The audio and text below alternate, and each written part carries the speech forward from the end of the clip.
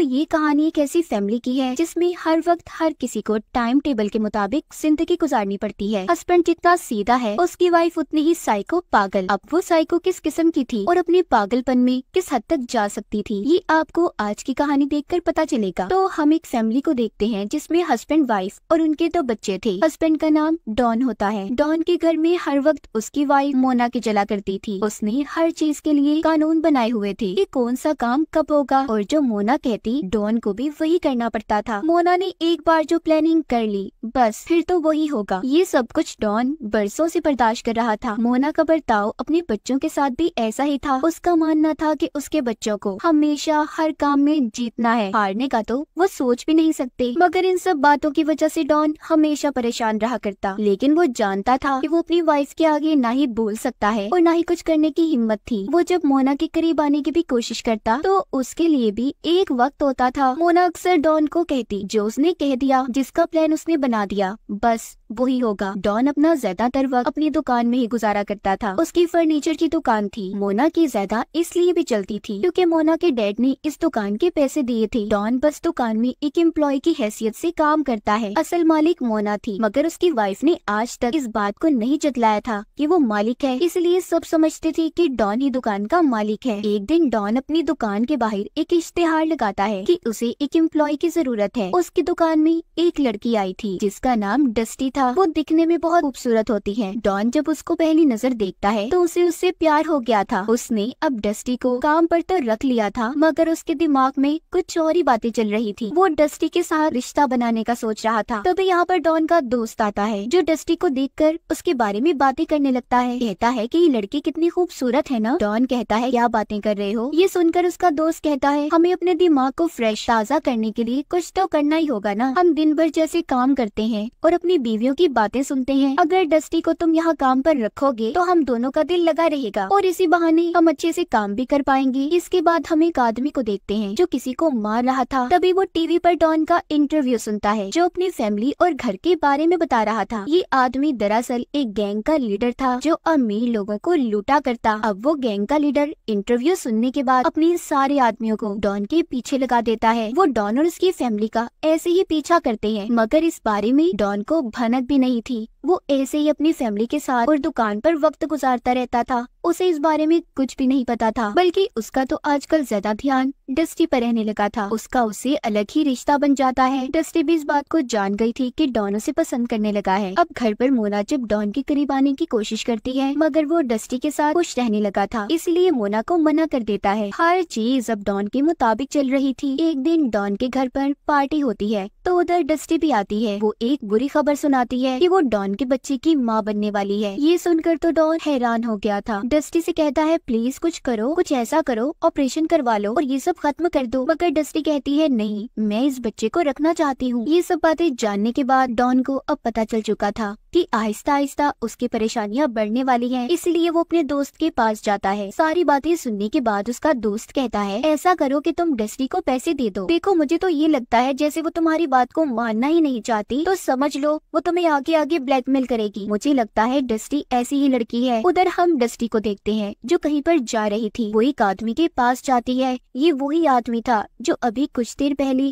किसी को मार रहा था और जिसने डॉन का इंटरव्यू सुनकर उसका पीछा भी किया था। तो यहाँ पर हमें पता चलता है कि डस्टी भी इसी गैंग का हिस्सा थी। गैंग का लीडर हमेशा एक अमीर आदमी को टारगेट करता, जिसके बाद उसके पास डस्टी को भेज देता था। फिर ये सब मिलकर उस आदमी को बेवकूफ बनाकर लूटा करते। मगर इस बार मामला थोड़ा अलग था। डस्टी भी डॉन को पसंद करने लगी थी। अगले दिन डस्टी जब ऑफिस में जाती है तो डॉन उसे $13,000 देता है और कहता है कि देखो, मैं बाल बच्चों वाला आदमी हूँ और पीछा छोड़ दो मेरा। ये सुनकर डस्टी रोने लगी थी। कहती है कि तुम मुझे क्या समझते हो, मैं कोई भिखारी हूँ या कोई ऐसी वैसी लड़की जो तुम मुझे पैसों का लालच दे रही हो। मैं तो तुम्हारे साथ रहना चाहती थी, लेकिन अगर तुम ये सब चाहते हो तो ठीक है, मैं चली जाती हूँ। वो पैसों को लेकर चली जाती है। अब जब वो गैंग के लीडर के पास आती है तो उसे वो पैसे देती है, जिसे देखकर वो गुस्से हो गया था और कहता है कि तुम इतने थोड़े पैसे क्यों लाई हो। वो उसे डांट कर कहता है कि जल्दी तुम्हें उस आदमी से $25,000 लेने होंगे। इसीलिए अब डस्टी दोबारा डॉन को कॉल करती है और फिर उससे और पैसे मांगती है। ये सुनने के बाद अब डॉन की मुश्किल मुश्किलात दिन ब दिन बढ़ने लगी थी क्योंकि डॉन के पास इतने पैसे नहीं थे। इसीलिए अब वो ये सोचता है कि उसे सारी बातें अपनी वाइफ मोना को बता देनी चाहिए, मगर उसे डर भी लग रहा था क्योंकि वो नहीं जानता था कि मोना क्या करेगी। फिर भी वो अपनी वाइफ को सारी बात बता देता है। पहले तो वो ये सब सुनकर बड़ी पुरसुकून नजर आ रही थी और एक एल्बम लेकर बेड के ऊपर बैठ जाती है। उसे देखकर ऐसा लग रहा था कि जैसे उसे किसी बात से कोई फर्क ही ना पड़ा हो। इसीलिए डॉन को अब मोना से डर लग रहा था। खैर वो बोल पड़ती है और डॉन से पूछती है, क्या अब भी तुम उस लड़के से प्यार करते हो? डॉन कहता है, नहीं बिल्कुल नहीं, मैं सिर्फ तुमसे प्यार करता हूँ, बस तुम्हारे और अपने बच्चों के साथ रहना चाहता हूँ। मोना अपना असली रूप दिखाती है। वो डॉन को बहुत बातें सुनाती है। उसे कहती है, ये बात कभी मत भूलना, आज तुम जो कुछ भी हो बस मेरी वजह से हो, वरना उसके पास ना ही ये आलीशान घर होता और ना पैसे। मोना कहती है, ठीक है, मेरे पास एक आइडिया है, तुम उस लड़की को कॉल करो और पूछो उसे क्या चाहिए। अब जब डॉन उसे कॉल करता है, डस्टी से पूछता है कि तुम्हें अब और क्या चाहिए। वो कहती है, मुझे और $20,000 चाहिए। ये सुनकर डॉन ने कॉल को बंद कर दिया था। मोना ये सुनकर डॉन से कहती है, देखो ये लड़की तुम्हारा पीछा कभी नहीं छोड़ेगी, इसीलिए तुम्हारे पास दो रास्ते हैं, या तो इसे मार दो, अगर ऐसा कुछ नहीं कर सकते तो मुझे डाइवोर्स दे दो, जिसके बाद तुम्हारे पास कुछ भी नहीं रहेगा, ना ही शानो शौकत और ना कभी बच्चों से मिल पाओगे। ये बातें सुनकर डॉन सोच में पड़ गया था क्योंकि वो किसी को भी मारना नहीं चाहता था। मोना उसे इस तरह अब परेशान करती रहती है कि वो क्या करेगा। एक दिन वो उसके ऑफिस जाकर उसे एक दवा देती है। कहती है, ये लो, ये तुम डस्टी को पिला देना, क्योंकि वो जानती थी कि आज रात वो डॉन से पैसे लेने आने वाली है। मगर डॉन को इस बात से अब डर लग रहा था। खैर फिर भी वो दवा लेकर डस्टी से मिलने चला जाता है। वो उसे अब एक ड्रिंक में शामिल कर वो दवा पिला देता है। डस्टी जैसे ही ड्रिंक को पीती है उसे चक्कर आने लगे थे और बेहोश हो जाती है। तभी उधर मोना भी आ जाती है। कहती है, डॉन इसे उठाओ और अपने घर लेकर चलो। डॉन भी मोना की बात को मान रहा था और उसे लेकर घर आ जाता है, मगर वो अभी भी होश में थी। डॉन को बहुत डर लग रहा था, मगर वो इस बात से ज्यादा डरा हुआ था कि उसकी वाइफ डस्टी के साथ क्या करने वाली थी। खैर अब मोना डॉन को कहती है, जाओ जाकर हथौड़ा लेकर आओ। डॉन जब उसे लेकर आता है तो मोना कहती है, इसे डस्टी को मारो और बेहोश कर दो। ये सुनकर डॉन कहता है, नहीं मैं ऐसा नहीं कर सकता। वो कहती है, ये काम तो तुम्हें ही करना पड़ेगा डियर, आखिर चक्कर भी तो तुम्हारा ही था ना इसके साथ। लेकिन डॉन ऐसा नहीं कर पाता। अब मोना डॉन के हाथ से हथौड़ा लेती है और उसे डस्टी के सर में देकर मारती है। वो पहले ही वार से मर चुकी थी, मगर अभी भी मोना का दिल भरा नहीं था। वो डस्टी की लाश को उठाकर गैराज में ले आती है और उसकी लाश के टुकड़े टुकड़े कर देती है। थी ना मोना साइको, उसने उसके जिस्म को हजारों हिस्सों में बांट दिया था। ये सब कुछ देखने के बाद डॉन को उल्टियाँ आ रही थी क्योंकि ये मंजर उसके लिए बहुत ही भयानक था। वो सोच भी नहीं सकता था कि उसकी वाइफ इस हद तक पागल हो सकती है। अब ऐसे ही वक्त गुजरता रहता है। बहुत दिन गुजर चुके थे। उधर गैंग का लीडर जो डस्टी के लिए परेशान था क्योंकि कई दिन से ना तो वो मिलने आई थी और ना ही उसने फोन किया था। दूसरी तरफ डॉन जो अपने घर पर था, जब उसकी नजर बाहर पड़ती है तो उसके सामने गैंग का लीडर था जो उसके बेटे से बात कर रहा था। डॉन भागकर बाहर जाता है, लेकिन तब तक वो गैंग का लीडर जा चुका था। लेकिन वो डॉन के बेटे के हाथ में एक नोट पकड़ा कर जाता है जिसमें लिखा था कि वो उससे मिलना चाहता है और उसे डस्टी के बारे में बात करनी है। ये सब जानने के बाद डॉन भी डर चुका था, मगर वो जानता था कि उसे लाजमी गैंग के लीडर से मिलना ही होगा। वो ऐसे ही उसका पीछा नहीं छोड़ेगा। इसीलिए अब वो रात को क्लब में गैंग के लीडर से मिलने जाता है जो उससे अब डस्टी के बारे में पूछता है। डॉन यहाँ पर झूठ बोलता है, कहता है कि उस दिन रात को वो मुझसे पैसे लेने आई थी, मैंने उसे पैसे दे दिए थे, जिसके बाद मैं नहीं जानता कि वो कहाँ पर गई। ये सुनकर गैंग का लीडर और उसके आदमी डस्टी के बारे में बुरा भला बोलने लगते हैं। कहते हैं कि कितनी चालाक लड़की थी, जैसे ही उसे पैसे मिले उसने तो अपना असली रूप दिखा दिया। गैंग का लीडर अब डॉन से कहता है कि डस्टी तो पैसे लेकर भाग गई, अब तुम्हें हमें पैसे देने होंगे। ये सभी बातें सुनकर डॉन अब अपनी वाइफ को जाकर बताता है, जो सुनकर कहती है, मैंने कहा था ना ये लोग लातों के भूत हैं,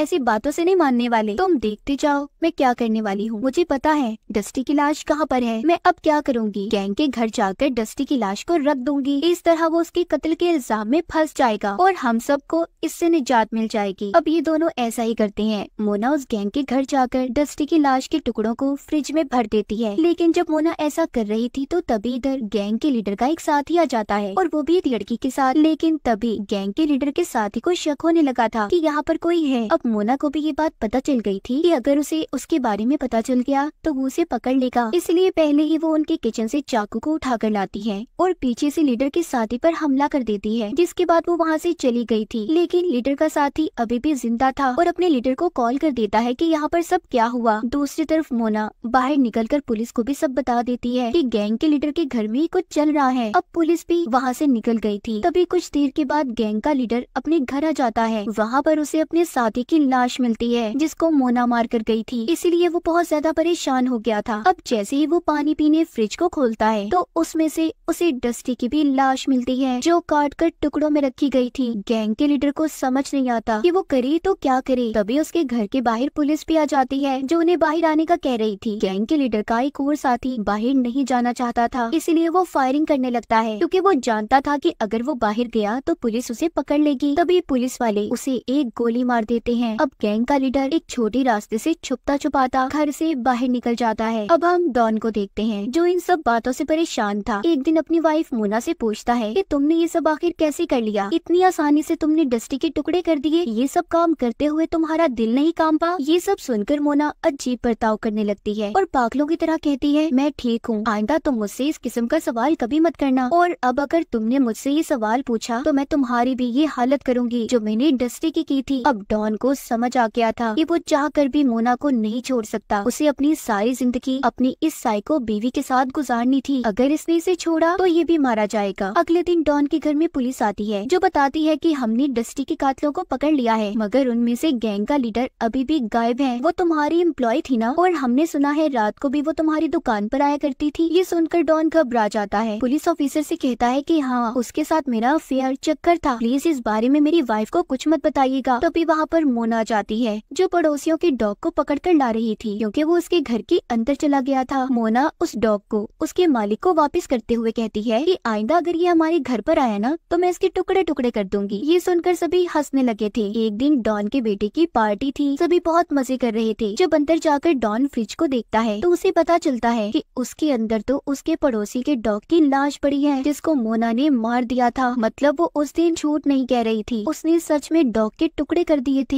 ये देखकर डॉन बहुत परेशान हो जाता है। बाहर पार्टी में एक गेम चल रही थी मगर मोना का बेटा बार बार हार रहा होता है। अब जिस बच्चे से वो हार रहा था मोना उसके मॉम डैड की बहुत बेइज्जती करती है। ये सब खड़ा डॉन भी देख रहा था। अब उसकी बेटी अपने भाई से गेम की स्टिक लेती है और वही करती है जैसा मोना चाहती थी, यानी कि उसकी मॉम। ये देखकर डॉन सोचता है कि मोना तो ऐसे उसकी बेटी को भी अपने जैसा बना देगी और कहीं उसके मासूम बेटी को भी पागल ना कर दे। डॉन अब प्लान बनाता है। उसे अब मोना के साथ नहीं रहना था। वो घर के अंदर जाकर बिजली की सारी तारें निकाल देता है ताकि जैसे ही कोई लाइट जलाए एक शॉर्ट सर्किट हो, और फिर गैस के सिलेंडर को भी खोल देता है ताकि लाइट जलाकर आग लगे और गैस फैलने की वजह से बड़ा सा धमाका हो। अब वो बाहर आ जाता है और मोना को बुलाकर कहता है कि डियर, क्या तुम मेरे खाने के लिए फ्रिज से कुछ ला सकती हो। इसलिए मोना जब अंदर जाती है तो डॉन बाहर आ जाता है क्योंकि वो जानता था कि अब ब्लास्ट होने वाला है। अंदर मोना जैसे ही लाइट के बटन को दबाती है एक बहुत बड़ा ब्लास्ट होता है जिसमें मोना की मौत हो गई थी, बिल्कुल वैसी जैसे डॉन ने सोची थी। इसी तरह वक्त गुजर जाता है। हम डॉन को देखते हैं जो अपने दोनों बच्चों के साथ एक आलीशान महल में हंसी खुशी जिंदगी गुजार रहा था। अब वो पहले से ज्यादा अमीर हो गया था। उसे अपनी वाइफ के मरने के बाद इंश्योरेंस के पैसे भी मिले थे। सभी बहुत खुश थे क्योंकि इन्हें अब किसी टाइम टेबल के मुताबिक नहीं चलना पड़ता। डॉन ने अपने साथ साथ बच्चों की जिंदगी को भी आजाद कर दिया था। अब जब ये अपने बच्चों को लेकर गाड़ी में जा रहा था तभी हम यहाँ पर गैंग के लीडर को देखते हैं जो उसका पीछा करता है। वो अपनी बाइक पर था। वो सब जान चुका था कि डस्टी को डॉन ने और उसकी वाइफ ने मिलकर मारा था, इसीलिए वो डॉन की गाड़ी के पीछे 2 गोलियां चलाता है। आवाज सुनकर ऐसा लग रहा था कि शायद उसने डॉन को भी खत्म कर दिया। ये चीज हमें नहीं दिखाई जाती। तो ये थी कहानी एक साइको वाइफ की जो हद से ज्यादा पागल थी, मगर कहीं न कहीं वो डॉन से प्यार भी करती थी। इसीलिए वो उसे धमकी दिया करती कि अगर वो उसे छोड़ कर गया तो वो उसे मार देगी। मगर मोना कहीं पर गलत थी। अगर सोचा जाए तो ऐसी जिंदगी कोई आदमी नहीं गुजार सकता जैसी मोना ने डॉन को दी। मगर डॉन ने भी मोना के साथ गलत किया, उसे मार दिया और आखिर में अपनी जान से भी गया। इसलिए कहा जाता है ना, जैसा करोगे वैसा भरोगे। तो इसी के साथ हमारी इस फिल्म की कहानी भी यहीं पर खत्म हो जाती है।